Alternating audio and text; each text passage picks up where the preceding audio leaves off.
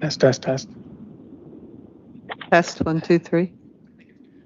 Hi there, can you hear me? We can. Okay, perfect. Thanks, guys. Sorry about that. Okay, very good. So welcome back. We had a bit of a technology issue there. We're back into our public session, and we are at the land acknowledgement portion of our meeting. So we would like to acknowledge the treaty lands and territory of the Williams Treaty Nations and the Mississaugas of the Credit First Nation. We also recognize that Dufferin County is the traditional territory of the Wendat and Haudenosaunee and is home to many Indigenous peoples today. So at this time, we'll have some presentations. 7.1 is a new town procedure, communication support for boards and committees. And Jordan and Jen, I'll turn it to yourselves. Welcome and thank you for coming here this evening. We appreciate that.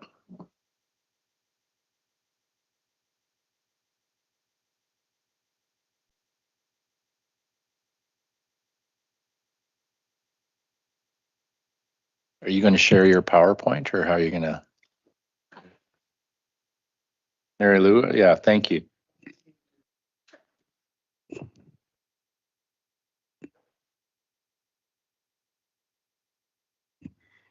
So good evening, everyone. Before or while Mary Lou is bringing up our presentation, Jen and I can introduce ourselves. I've presented to the board before, so a friendly introduction for me. I'm Jordan LaVecchia Smith. I'm the Deputy Clerk for the Town of Orangeville, and I'll turn it over to Jen to introduce herself.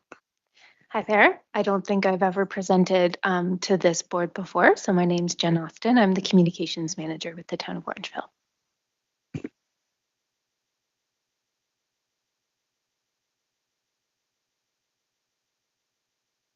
Thanks, Mary Lou. Good evening. The clerk's team has been working hard to improve governance structures for councils, boards, committees, and task forces. As part of our continued growth in this area and after identifying challenges and inconsistent services, the clerk's team and the communications team decided to collaborate on the development of a new procedure in how to request communication support. The procedure was shared via email a few weeks ago. This procedure is not meant to alter existing support, but aims to document a process to ensure consistent support is provided.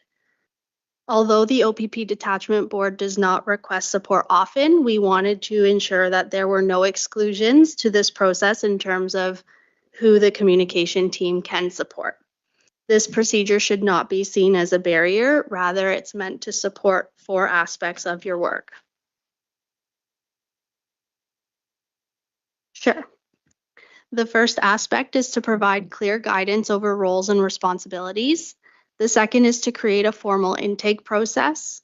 The third is ensuring fairness for all groups through consistent service level offerings. And the fourth is to help manage capacity and workflow for our very small but mighty communications team. So I'm going to turn it over to Jen, and she's going to go into the roles. Thank you. So just a quick overview on the communications team role. The division are subject matter experts in communications, and our mandate is to support the development of internal and external corporate communications campaigns. There's a list on the screen of kind of who we are and who we are not in terms of what we do and what we don't do. But some things to highlight are that we are not subject matter experts in other areas of responsibility. So, you know, an example, we are not subject matter experts in OPP business matters, and so we would really, when working with this group, rely on that expertise from yourselves. We aren't a replacement or a stopgap for proper planning and project management or roles that don't exist within the organization. We are not able to facilitate last minute requests, and we're not colleagues here to just add like a superficial touch to something and to make it look pretty. We're here to provide strategic advice as necessary. Next slide. So in mentioning our very small team, this is just a highlight and an overview of the roles that we have on our team. So there's really 3 people, the communications manager, which is myself, a communications specialist, and a graphic designer. And so we do have a wide range of skills and expertise despite the size of the team. And really each role has a different focus. And because we are small, it's incredibly important to develop foundational tools that help manage capacity and the flow of requests. And we've really been focusing on that over the past number of months. Next slide. So how do you work best with us? The communications division works best when involved early to provide strategic guidance and input and manage capacity and timelines to ensure high quality, meaningful results. Again, we're small, but we try to do as much as we can and manage projects along the way. And so the sooner we know that assistance is needed, the better we're able to kind of put all of those pieces together in the puzzle that we deal with day to day. Next slide. So this slide is busy, but it's there for a reason so that you can kind of reference back to it as necessary. But we've implemented some communications and support timelines. And this is because we need the time to do our best work in supporting all of you. And so in partnership with the clerks division, the team has implemented foundational tools and support timelines. And this includes an 8-week timeline for support requests from committees, boards, and task forces alike. So it's all the same, it's all fair, it's all equal. And these tools and timelines, as Jordan said, are not meant to be barriers. Rather, they are meant to provide consistent, fair, high quality support to our committees, boards, and task forces, and so that everyone has the same set of tools to access as needed and as desired. And we know that change can be challenging, so we understand that it's going to take a little bit of time for people to get used to these procedures, and we're here to work with you through that change. But here's why it's an important change. Right now, the communications division is tasked with completing more than 106 projects in 261 working days in 2025. And these are just projects that we know about so far. So in the best of our attempts to plan and do all of that work, this is what we know is coming. It doesn't include issues like human rights related issues, extreme weather events, spring ice storms, or cybersecurity incidents. As some more recent examples of things that have arisen. So when you analyze that data, it suggests an average of just over 2 days per project from start to finish. In reality, a well-planned project and really great support for a project in the communications line of business really takes in the area of 4 to 8 weeks. So 2 days versus 4 to 8 weeks, and you really start to see the picture of why we're implementing these support timelines. It's because we want to do the best job that we can for everyone that we support across the board. So with that current workload and the expectation exceeding our delivery capacity, what that means is rushed outputs, reduced effectiveness, and a risk of missing opportunities for meaningful impact with our community. Additionally, balancing urgent requests against strategic priorities becomes increasingly difficult. I'm going to turn it over to Jordan to continue. Thank you, Jen. So I'll walk the board through how to submit a request. Next slide, please, Mary Lou. Thank you. So to submit a communication support request, you can contact your board secretary. So requests should be going through Mary Lou, and that's just to ensure that there's a clear line of communication between the board and the communications team. It also ensures timely responses. If 4 members of the board, including Mary Lou, all reach out to the communications team, then the communications team has to respond to all of those individuals versus directing that response to one person and then that one person relaying that information. If there is something that you'd like to submit a request for, Mary Lou can either provide the form directly to you to be completed. She can fill it out on your behalf, or you can work together in completing it before it gets provided to the communications team. The form has been structured to include all of the details of any type of campaign, program, or event, also including draft content. And it's requested that these requests are submitted 8 weeks in advance to ensure that the communications team can best support the board. The form is important as the execution of tasks may be split between the board, secretary, and the communications team. So there may be some components of the campaign, project, or task that Mary Lou can complete, and then there may be components that the communications team can complete. So having this intake form helps familiarize the roles and responsibilities to clearly execute the project or deliverable. We understand that this procedure is a change, and we know that it will take time for you to feel comfortable with this new process and way of working. But we are here to help you navigate and answer any questions. We want to make sure the board is feeling supported, and we want to make sure that the communications team has the time to do their work as well. The communications team has already started on a new path forward, and by implementing these new foundational tools, increasing efforts to enhance planning, and introducing the new intake process for not only committees, task forces, and boards, but for staff as well. So internal staff follow the same 8-week timeline, and there is an intake form for staff to submit the requests also. So again, it's to provide that consistent level of service throughout the corporation, as well as with our boards, committees, and task forces. The communications division is also exploring other things that they can do to solve some of these challenges, whether it's empowering departments to do more, creating self-serve tools. Whether it's empowering departments to do more by creating self-serve tools and guides and looking at how we can better leverage technology, creating a prioritization framework, and considering if additional resources are required. Essentially, the earlier that the communications team is involved, the better we could support the board. Next slide, please. Together, both Jen's team and the clerk's team are committed to providing high quality communication support that support our municipality's priorities and help drive meaningful results. We look forward to collaborating with all of you to complete support requests and also to explore solutions and planning activities that ensure both effective service delivery and sustainable workloads for the town. If you have any questions, please feel free to reach out to your board secretary or either of us. Thank you.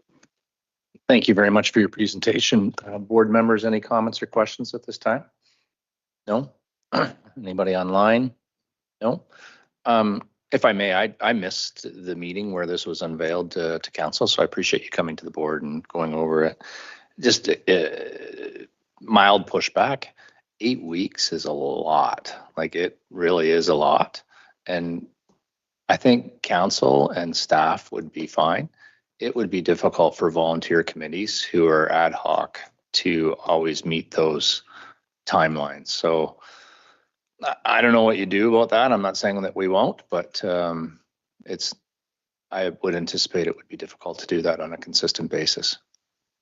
Thank you for your feedback. With respect to various boards, committees, and task forces, they do prepare an annual work plan. So most of their projects and deliverables for the entire year are set out through the approval of their work plan, where they can submit those intake forms in advance for those projects and deliverables.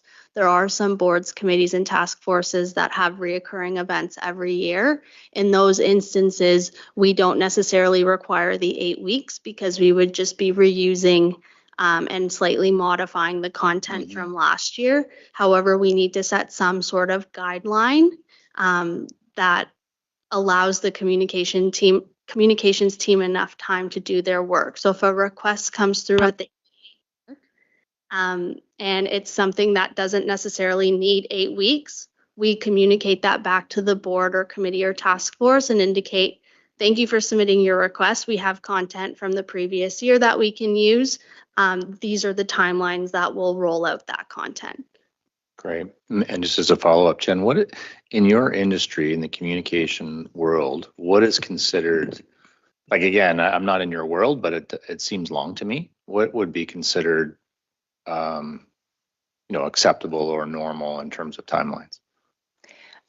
We are kind of meeting that best practice in terms of 8 weeks. Some things are actually much, much longer. If you look at something like the water meter replacement program in town, for example, that's been a years-long project.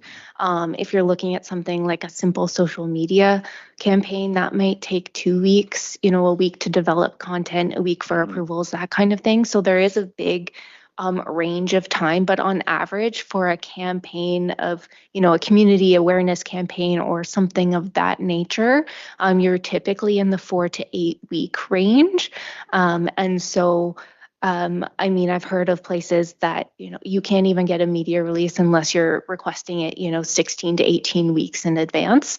We're not to that extreme, but we do also need to ensure that, if we're sharing media releases to the media and we're promoting, a community engagement event and the community, we'd like to give them 2 weeks. That's 2 weeks back. And then there's the time to develop that release and the time to kind of get approvals and everything. So when you look at it based on notification to the community, publication deadlines and all of those things, that timing adds up quite quickly when you work back from whatever date you're hoping to kind of execute on. So we are in line with communications best practices in the municipal world. Can we be flexible sometimes? Absolutely. We're, like Jordan said, we're here to work with you, but there's a lot of reasoning and thought behind that kind of 8-week timeline. And I will say that, requests that come in shorter than that, we may be limited in the types of tools that we can use. And so again, it just limits the possibilities. So can we do something in 2 weeks? Sure. May it only be a social media post? That may be what you get, right? Versus if you get the 8 weeks, it could be radio ads, it could be a town page ad, it could be social media, it could be a media release. So when you use the proper timeline, it leaves that full kind of toolbox of communications tools open. Yep, very good. Okay. No comments from board members, so a motion to receive this report. Grant and Warren, all in favor? Yes, okay. Thank you, everyone. So then we go on to item 7.2. And again, so this is about service records. And Jordan, are you taking this by yourself or yeah? You don't need you don't want your supporting cast there with you? Okay. So nice. So Jordan, you're on your own. Thank you very much, Jen. Appreciate it. Thank you, Deputy Mayor Taylor. So just to provide the board with an overview, I understand that a portion of this report with respect to the attachment was discussed in closed session. However, to provide you with an overview, back in November, I had submitted a report to the board outlining a phased framework on the management of former OPS and OPP Detachment Board records.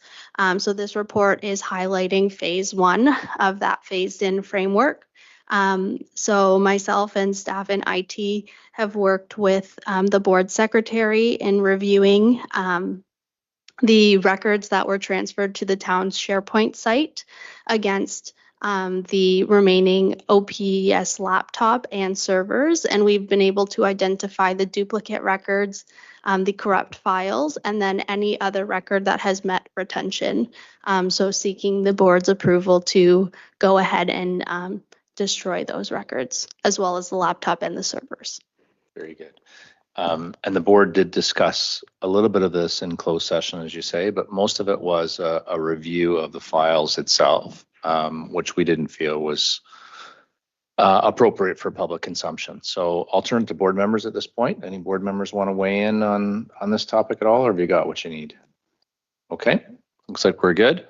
So a motion to receive this report, if we could. Ian and Warren? Yeah, okay. I think, Did you I want think to? we're actually looking for approval of the report. I'm sorry. Thank you for the wording change. Approval of the report. So Ian and Grant? So okay, very good. Ian and Grant, all in favor? Yes. Okay, thank you very much. Thank you for being here and giving us your time. We know it's a long day for you, so thanks for this. So this brings us on to item 8. And it's just a brief report from our in-camera session tonight that we discussed as a board. And just quickly, we did discuss speed cameras. Am I missing 7.3? I'm sorry. OPP first quarter report. I'm missing the most important person in the room. I don't know. Although the closed in-camera session thing I was just going to do is riveting. No, I will turn this. Okay, so good afternoon, everyone. Thank you. Yeah, pleasure to be here to report Q1 2025 OPP Orangeville Detachment Board report. And just going through the report, nothing in particular stuck out with me to be of concern other than continuing with our priorities in our detachment's action plan. However, I did note that when it comes to assaults, assaults do or have trended up this quarter compared to last year. So I did take a bit of a dive, and they're an aggregate number of assaults, whether it's assaults from youth, intimate partner violence occurrences, or just assaults between two adults. At this time, obviously, nothing to be concerned about other than we're continuing to do our work that we do, investigating the occurrences effectively, fully, and of course, supporting victims of crime. When I looked at our property crime, I noted that there is, and as well looking at the calls for service billing summary report, there was a noticeable increase in shoplifts this quarter compared to last year. And in terms of root causes, I would suspect those are attributed to social determinants or environmental factors. And again, we are doing our best as a police service to investigate those fully and to support people on both sides. The other thing that stuck out to me was specific to motor vehicle collisions. Oh, sorry, before I get there, mental health act occurrences. We actually have seen a 58% decrease in mental health occurrences in Q1 2025 compared to Q1 2024. So certainly does speak to the effectiveness of our community coming together, I feel, supporting people in crisis, great work from MCERT, Headwaters, OPP, and our community right across the board. So something to be proud of, I think. Now back to crashes. So traffic safety is a big priority for our community in Orangeville. It's a big priority for the entire county, and as your police service detachment commander, it's a big priority for this detachment. So crashes are up slightly. Having said that, personal injury crashes nearly doubled in 2025 compared to 2024 in Q1. I don't have much more specific information, whether that's an ambulatory crash or a non-ambulatory, personal injury collision. Having said that, it's something that we continue to go out and educate the public about the importance of driving safely, our officers being visible in the areas that they need to be. Hopefully that proactive presence will make sure that the motoring public know the omnipresence. The OPP can be around at any point, and of course through enforcement. And it is just over a year now where we have stood up our collision reporting center. So we're seeing tremendous amount of success in that. Members of our public are using our collision reporting center as a convenient, safe, and effective way for them to report that they've been involved in a collision. And it's also a tool for our officers so that they can refer a collision in certain circumstances, not all collisions, in certain circumstances, so that they can be free for greater proactive patrol, as well as being available to answer higher priority calls for service. And I went through in the first page alone, and of those crashes, I mean, I've just checkmarked here, 31 of them are attributed to driving misbehavior, if you will, related to the big four. And again, the importance of really connecting with our community to get them to appreciate the importance of driving properly.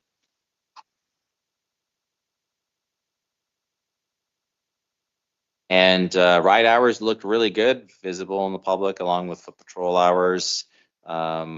Still out there investigating alcohol impaired types of occurrences, including impaired by drug. We didn't have any provincial traffic safety initiatives other than Motorized Snowmobile Week, which we were visible out in the trails, engaging with members of the community. And we got a tremendous amount of feedback from those who are snowmobilers. I'm not a snowmobiler myself, but I'd rather be somewhere warm.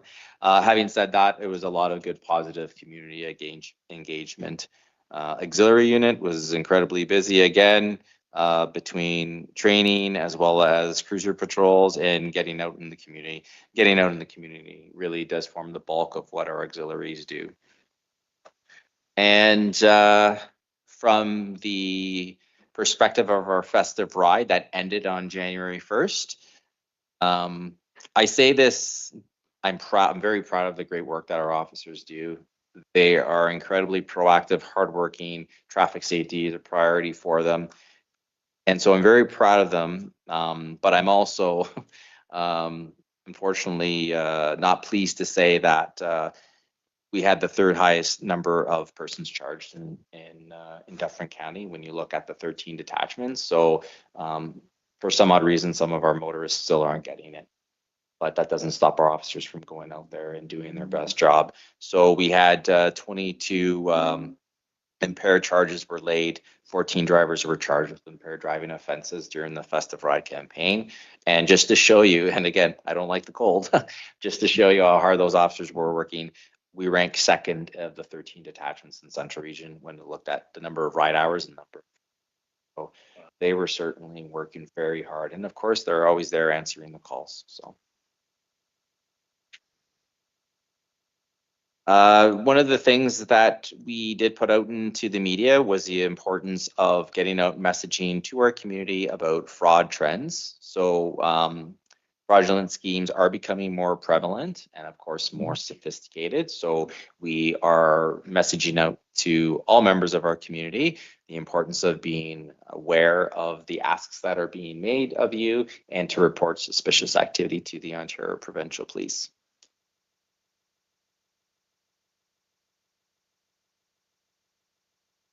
And back in March, their community street crime unit recovered $400,000 worth of stolen vehicles in Orangeville as a result of an investigation. And yeah, thank you very much to our officers with the street crime unit, as well as the frontline officers who supported them. So that included a Freightliner tractor, a Kenworth tractor and trailer, and a brand new SUV. And so subject to any questions that the board may have, that's my presentation. Any questions, board members? Mike, I'm Ian. just curious on the ride statistics that were up. Can we tell whether those are people passing through Orangeville or residents? In terms of the people passing through, we don't collect that data, like the number, like the motorists, let's say driving through, we don't necessarily stop and say, hey, where are you from? We can certainly tell the demographic and where our accused parties live. If we drill down a little further, yeah, we could. Any other questions, board members? Okay. Maybe just out of curiosity, so this is the first meeting where we've had just Orangeville data as opposed to masking it. The rest of the county, I'm just curious, board members, any thoughts on that? Was that more helpful? Is that because usually it's a fairly chatty group? It feels like we got what we needed from the report. Yeah, I found the report much better that it was the Orangeville numbers, but I also appreciated that the inspector kind of took a deep dive on 5 or 6 items, and that was much more helpful. So thank you very much for that. That's great. There's no other questions at Todd, this can time? Can I ask a few? Sure, please go ahead. Thanks for the report, and I really appreciate responding to the feedback about Orangeville specific. So thank you for delivering on that. I wasn't going to ask this question, but now I'm going to because you brought it up. On the shoplifting numbers, is this are you aware if this is concentrated within a particular sector of retail in Orangeville, or is this, like, what's driving the swing? Yeah, so I can't comment. I don't have that data to tell you whether it's to a certain store or what have you. Part of our education, obviously, the community and to store owners is being mindful of being aware of the surroundings and what have you. But of course, as you know, in terms of shoplifting, different stores have different policies on how to react to that, and we have to be respectful of those policies. I don't know if that answers your question. I mean, I'd have to take a further deep dive in. Yeah, I mean, I think it would be interesting to just understand it a little bit more if there's anything that small businesses might need some help with. I mean, like outside of the board in a professional capacity, I work for a very large retailer. We have tons of loss prevention strategies and training and that sort of thing, but I don't know if the small businesses in Orangeville. Right. So it's my understanding, like our community response unit is there as a resource to commercial business owners, big or small. But again, I feel that certain businesses have their own policies when it comes to reporting and or responding to shoplifting. But yeah, certainly something we can chat about offline.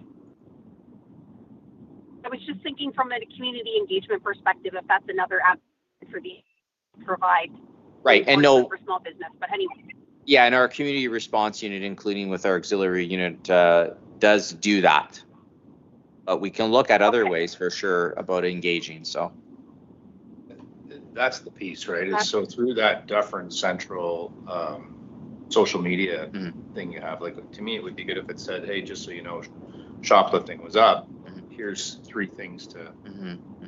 Is that something the OPP would do? Or? We can chat about that and some options. For sure.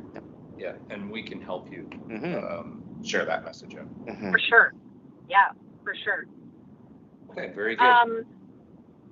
So page 10 on the report, yeah, I do. Just on the patrolling hours. So again, like very helpful to see it cut out with Orangeville specific. And in my limited experience here, I would just ask you, Mike, like, are you concerned at all by the decrease in patrolling hours? Because the report is now showing us a 50% decline year over year for 3 years steadily. And like, I'm just looking for your professional perspective running detachments in the past and here. Like, what does losing patrolling hours like that mean to a community? Should we be worried about it? No, you shouldn't. I mean, a decrease in patrol hours also means that our officers are busy responding to calls for service or busy engaged in community engagement activities that aren't necessarily covered in patrolling. So patrolling is driving around in a cruiser, whether it's locally directed. So for example, we've identified a particular location intersection that has people that apparently run through the stop sign. Okay, well, that's locally directed. We direct our officers to patrol in that certain area. You know, we still have pretty high foot patrol hours. And again, it also depends on whether or not our officers are responding to calls for service. So, you know, you're still seeing police in your community. You may not necessarily see police driving around in a cruiser necessarily, but you're still seeing police in your community. So I don't see a 50% decrease though from 2024 compared to 2025. Yeah, I do see a decrease from 2023, but I feel as if those numbers are also going to be impacted by, for example, as things opened up with COVID and our officer calls for service became busier. Right. So would you say that the decline in patrolling hours isn't associated with a decline in overall hours? Like, does this mean Orangeville gets less overall, or it just means that Orangeville is using the hours differently year over year? Not at all. The calls for service billing summary report demonstrate that the town is effectively at the same amount of policing hours as they were last year. So 6,878 hours in 2024 quarter one compared to 6,729. And I think if my math is correct, it's a decrease of 57 occurrences in the quarter. So you're basically at par. Okay. And then when an officer does have patrolling hours as part, or they have time for it, they haven't been called to other assignments, how do they decide where to patrol?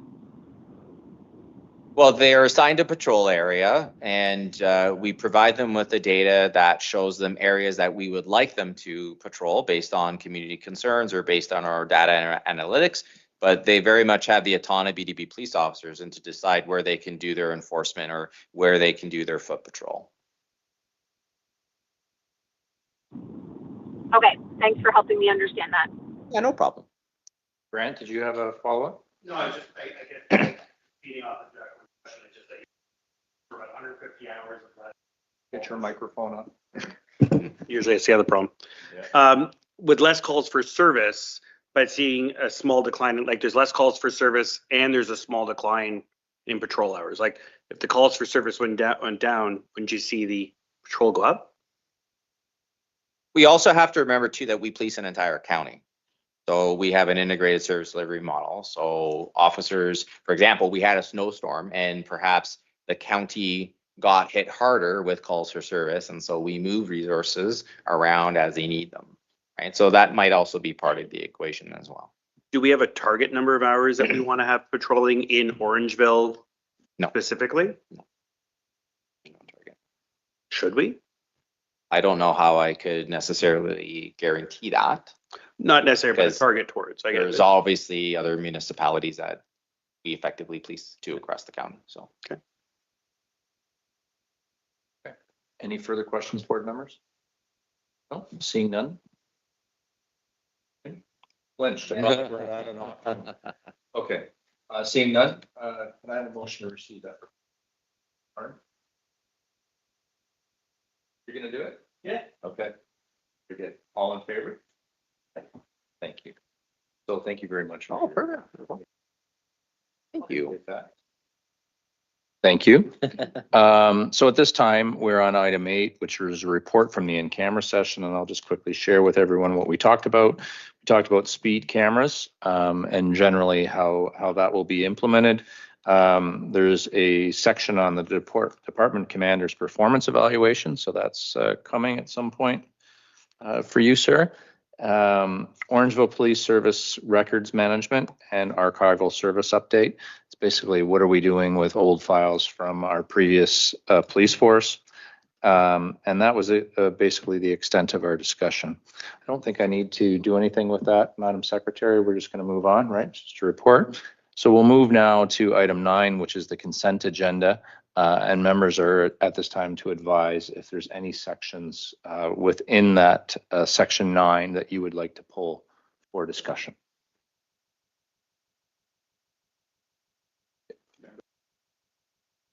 Just go ahead. Yeah. So briefly, 9.1. I'm just going to Yeah. say do you want me to say what I think should be pulled or what I intend to discuss? What you would like to discuss. All right. Briefly, 9.1, 7. And I have a couple of things to quickly talk about under 14, new business, but that's outside of 9. Okay, very good. Warren, did you want to go next? None? Great. Grant? None? Mayor Post? Briefly, I would just like to pull 9.2 to give a brief verbal update on the 911. Okay. Jacqueline, did you want to pull any of these items? You have to forgive me, I'm in the car. Is the action planning, community engagement planning on the consent agenda, or is it a separate item?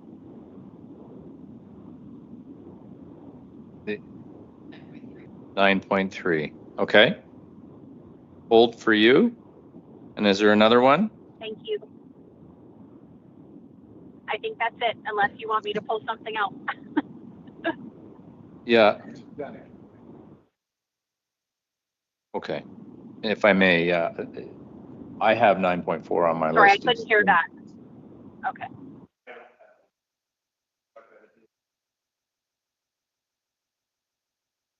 And you want to do that another time? I just got information, so we're open it up. We can have that conversation. Okay. Why don't I pull 9.4?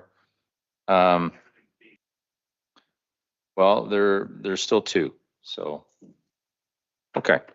Very good. So at this time, I'd like to make a motion that we receive item 9.6 and 9.5. 9.1 was pulled by Ian. So it's 9.5 and 9.6. Can I have a motion to receive those 2 reports? Thank you very much. Warren and Grant, all in favor of that? Yes. And now we'll move into a consent agenda and we will move in a regular order. So 9.1 and Ian, you'll speak to that. And just before you do, if I may, Inspector, if you'd like, is there things in here that you want to stay for or? Okay, I just wanted to be respectful of your time. Yeah, no, it's okay. I got another meeting going. Yeah, okay. But yeah, just to hear. Okay, very good. Yeah, you're welcome to stay the entire time, just looking after you. Okay, Okay, 9-1, member So McSweeney. really just a point of clarification. The reason for this comes out of last day, wanting to make sure that what we did last day with Grant's participation is approved and ratified. He's now completed the educational requirements, so we wanted to make sure that we approved and ratified what happened last day. Yes. Because he attended last time and hadn't yet completed the education. So we're good to go. Going forward, everybody on the board has completed those requirements. It's excellent. So we will need to have a motion to receive that. And can I have that? Grant and Warren, thank you. All in favor? Yes, that's excellent. We'll move on to item 9.2, and I'll turn this to Mayor Post.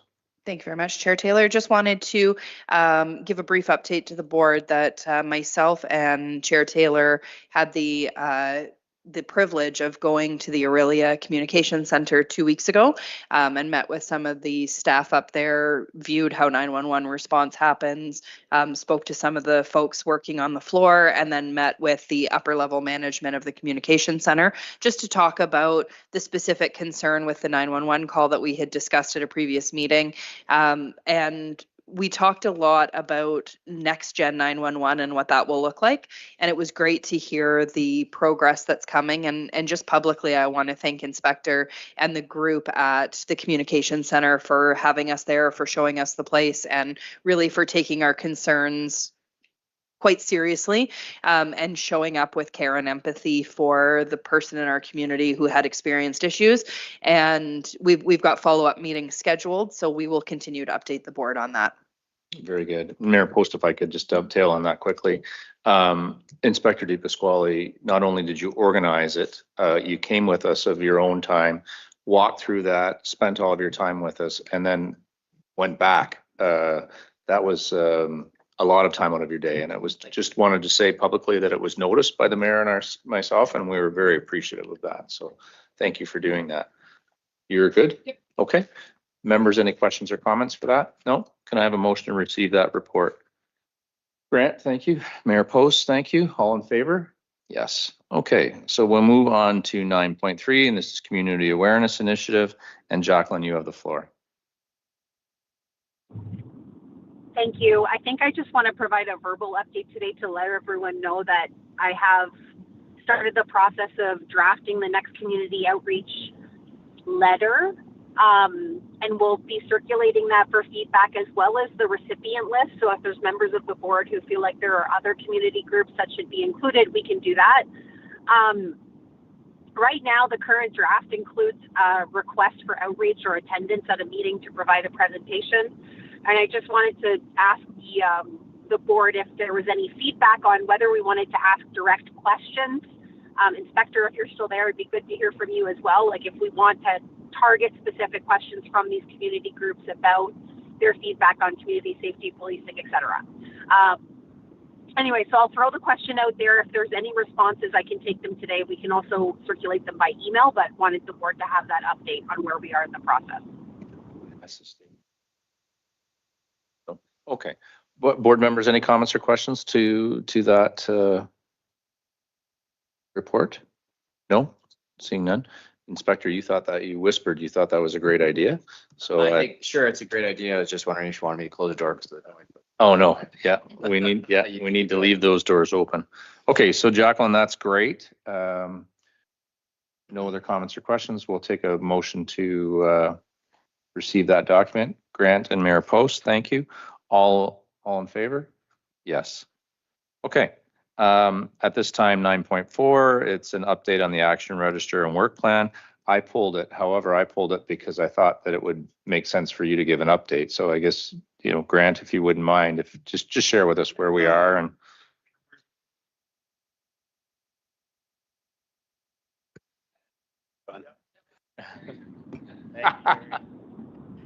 In Jerry we trust. Sorry, we can't hear Grant. The work plan, so the members gave me feedback last night. Thank you very much for those who sent it. I can now populate it in and post it directly into the SharePoint where it will be housed for future review. Very good. And will you review it each meeting? What's your? It should be part of the pre-read, and then updates so directly can go onto there. Now it's a share, can actually be a live document. So members can actually go in and put comments onto it. And then this board can agree to close an item off or reopen it as it sees. That's excellent. Okay. Motion to receive that report from Grant, Warren, and Ian. Thank you. All in favor? Yes. Okay. Very good. So we are on to 9.7, board complaints. And Ian, you pulled this item? No, wasn't pulled.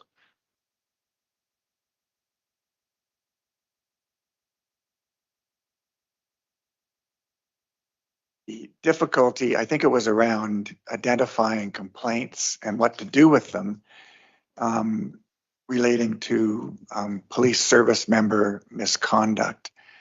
And there was a discussion about what is a complaint and what do we do, because the legislation is pretty clear and our policy is pretty clear about forwarding complaints under various sections to the proper authorities, either the Inspector General or the Director of Complaints.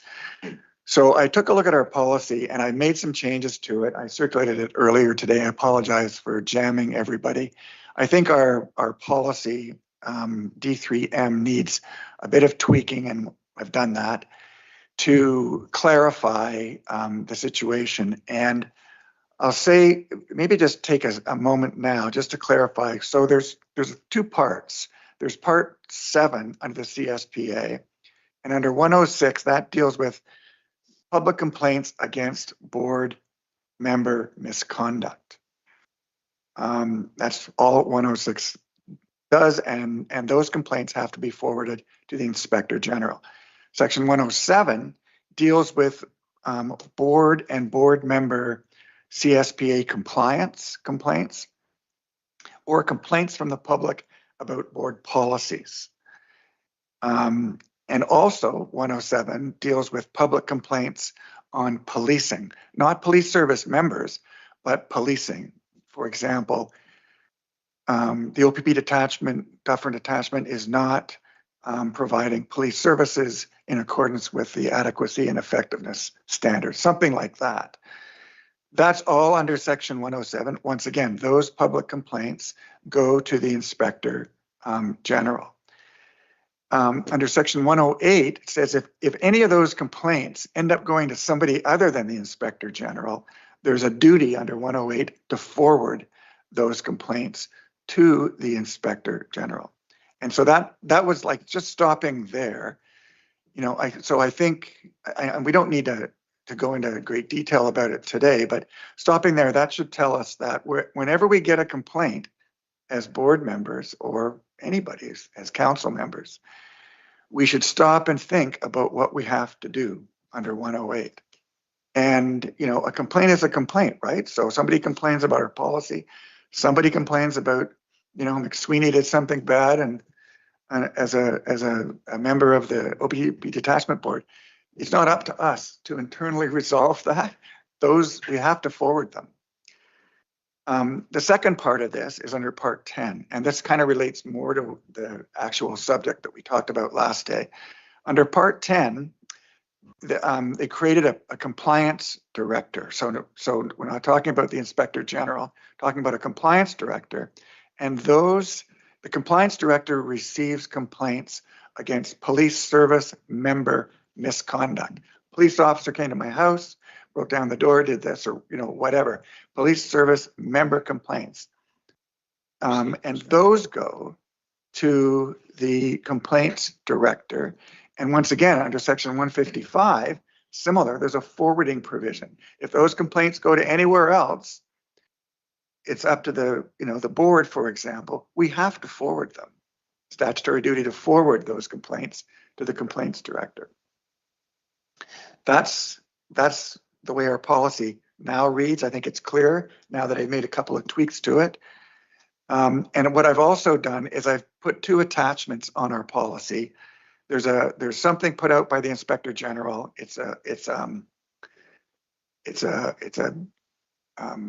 advisory that talks about 108 complaints or forwarding, the process to forward complaints under 108.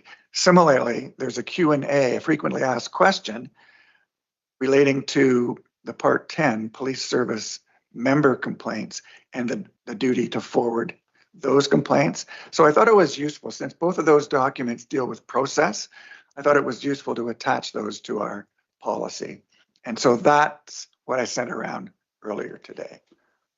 And it's tough. It's tough because if you look at, for example, 108, you know, as unless somebody makes a complaint anonymously, in order to be a complaint that you have to forward, there has to be a named person, an address. There's a number of criteria that have to be, not difficult criteria, that have to be identified.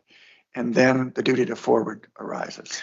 Just for increased clarity, if I could ask a question. So my style is I want to be as transparent as possible with my teammates whenever I'm part of something. So when I get something, what I think you're telling me to do is just forward it off to the Inspector General and not include anybody else. But my bias would be is I would want to include the inspector and I would want to include the board. It's a board decision. It's because I don't want to be there by myself. Well, if a board member let's establish this right now. If a board member receives a complaint as a board member, you wear two hats, so you have to think about what hat you're wearing. But then I think that the first thing is to present that to the board. If it's in writing, it's got to be in writing. Present it to the board. The board will then decide as a board to forward it. It's the board takes the action of forwarding. So again, on that line, typically what would happen is that will happen in between meetings. You wouldn't wait for a meeting. You're going to need board email resolution to determine what next steps would be, which would be weird because we're going to send it anyway. Well, we don't. Yeah, but right. I think we need to press the pause button to decide whether, you know, where does that complaint go? What kind of a complaint is it? And where does it go under? What section does it fit? Where is it in our policy? And where do we send it?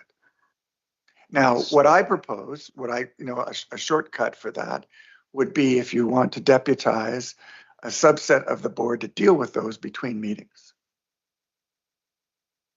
Otherwise, I don't see, the board is a creature of statute. It deals with things as a board. It has to decide things as a board. I don't think, other than in camera items, I don't think we are allowed to do resolutions, unanimous resolutions under our bylaw. If a matter is a public matter, then we have to deal with it in a meeting. If it's an in-camera matter, and maybe this is an in-camera matter. I think it would be in camera, right? Maybe it's an in-camera, so that's good. I hadn't really done much thinking about that. If we decide it's an in-camera matter, then we can do it through an email and then a consent. And that would be the speed that we would require. I think so. Because you'd have to turn it around and. I hadn't thought of that before, but that makes perfect sense to me. Okay, and Mayor Post is actually saying it would be it's an individual that's identifiable. It's that, so it falls under closed. Right. Yeah. Grant, please. Sorry, I just want to clarify what I said. So a member of the community makes a complaint, emails me and says, I have a complaint about XYZ, whatever it is, it's an OPP officer. We want to have a meeting to determine whether or not I should forward that? No, I think that's a written complaint that whoever receives it, you received it, you send it to Todd or circulate it to all of us. And then through emails, we decide what we're going to do. But is it not prescribed that we shall? It's not up for debate. If I receive a complaint about an OPP member, I, as a board member, regardless of the board, have an obligation to send it. Right. But what we're doing as a board is deciding what kind of complaint it is, under what section, and where it should go. Why? I don't think that. I think that's like, we have an obligation if we receive a complaint. Right. So again, if I receive wonderful inspector, I can use him, he's right here. I receive a complaint about it. Amazing that I never get a complaint, but say I do.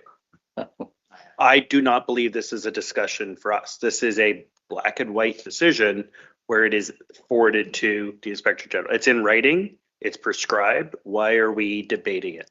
The only thing I'll say is because if it's black and white, you're right. But if it's a complaint that deals with something that's not that you're not quite sure, it's just exclusively about police service member misconduct. It might be something about whether or not policing in general is being adequately a compliance issue, and that falls under a different section. Well, if they name Go to a different person. right, if they say we're not happy with the policing in Orangeville, that's not a complaint. That's a general comment. If somebody specifically says, I was mistreated by this officer, or board member Armstrong did this, it's not up for debate. And I don't think any of us have the expertise, or shouldn't, or any board member may not. Some of us may personally. It's up to send it. It's not up for debate. Who would send it? Well, if we want The board sends it though. That's my. well, actually it doesn't. It says a board or the board or a member of the board. So as an individual, I have an obligation to send it. Yep. If we want to in advance say, you know what, for tracking, send it to the EA, who will then send it to the chair. I can get behind that as a Okay, well, that's protocol in advance now, but I have an issue delaying a week or two and getting consensus, because not that we would, but what if we voted no? Like, as soon as you open it up for a vote, if we voted no, The vote is not on whether we send it. The consensus is what kind of complaint it is. Is the complaint perfected? And who do we forward it to? okay. If you're confident that board members individually without consultation can make those determinations, then I guess that's okay. I'd prefer to send it centrally. And I agree with you, Grant. Yeah. I think if I have an issue and I can't understand the complaint, I would say seriously, if I got a call and say, oh, I saw a couple officers that were, just kicking cans down the road. To me, if I'm not sure, I may reach out to the chair and say, hey, I got this email. What do you think? That's a weird one. Maybe we'll engage more, because that might be, but I also don't think if I determined that I wanted to send it and there's no, I'd rather, over reporting is not a problem, under reporting is. And I would get an email back from the Inspector General kind of saying, kicking the can down the road is probably not a big deal, talk to the detachment commander on the side. But The only thing I would say is that in the past, we had big debates about, is that from the chair of the Police Services Board? And I started saying, well, I don't want that. That's not from the chair of the Police Services Board. It's from the Orangeville Detachment Board, and we act as a collective. So I don't know if that helps at all, but it shouldn't come from the chair. So it's coming from the board. I think we've had a good discussion.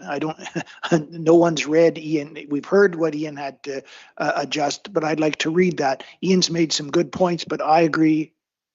Before Ian, I would agree 100% with what Grant has said.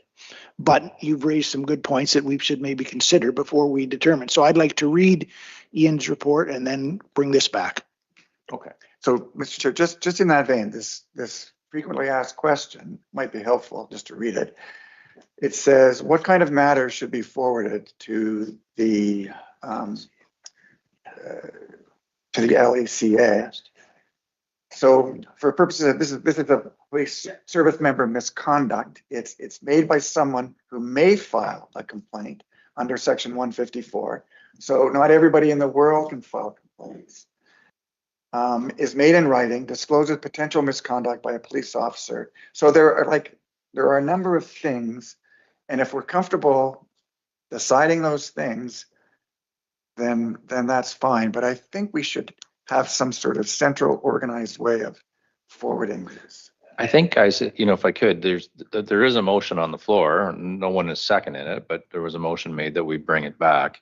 I don't think there's urgency necessarily. It would be good to take it. We're back here in a month.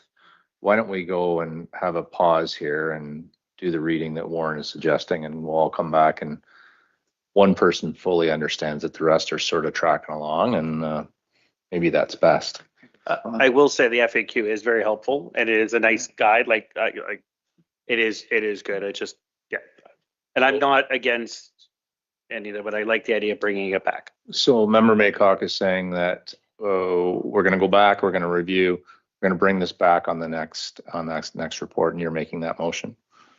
Grant, why don't you second it, considering, it's just, I think it's been a good discussion at that end of the table. and then we'll bring it forward and have a more fruitful discussion. So let's leave the materials then, the revised D3M and attachments in draft Yes. for comment. Yeah. And then it comes back. Very That's good. a good idea. And put it on the next meeting as a voting item. Yeah. There's no So urgency. all in favor of that? Oh, Warren, did you want to say something before we voted? This goes to the point we've been trying to make by having the written reports for the consent agenda. So we could have had that. Then we would have been able to think about it. Then we could have had a discussion and maybe actually had a motion or not. So if we can get those reports within a week of the agenda being out, that would be quite helpful. Fair enough. Okay, so we're at all in favor of this. All in favor of Warren's motion? Yes, Ian, are you? Oh, good. Okay. No, I'm down with it. Very good. So that takes care of item 9.7. Nothing else was pulled in the consent agenda. The information items, nothing was brought forward. So we are at adoption of the minutes of the previous meeting. Does everybody have a chance to review that? Sorry, just for clarity, our information is just for read, it's not discussion? That's the way we're doing it? If I want, yeah. Okay. You would. No, I'm not pulling it. I just want to clarify. Yeah, you would have pulled it as part of the consent agenda. Candidly, I thought we were going to talk through budget items, but nobody pulled it. So on we go. And that we'll have that as part of the next meeting.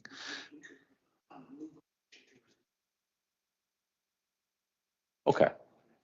Okay, very good. Warren will make the motion to receive the information items. Ian will second that. All in favor? Very good. So now we're at the minutes of the previous meeting. Motion to receive that. Mayor Post, Ian, all in favor? Yes.